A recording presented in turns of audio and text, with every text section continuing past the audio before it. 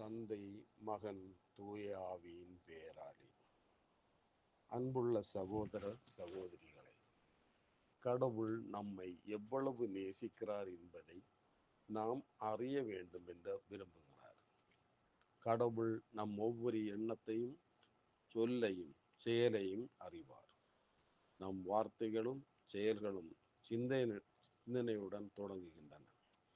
அதனால்தான் எண்ணங்கள் மிகவும் முக்கியமானவை. நல்ல எண்ணங்கள் நல்ல வார்த்தைகளையும் செயல்களையும் உருவாக்குகின்றன. தீய எண்ணங்கள் தீய வார்த்தைகளையும் செயல்களையும் உருவாக்குகின்றன.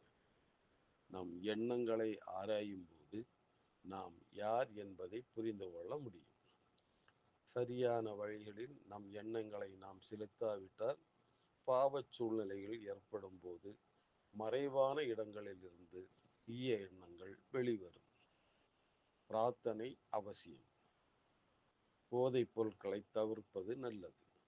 அது நம் உடலையும் மனதையும் மன அழுத்தத்திலிருந்து விடுவிக்கும்.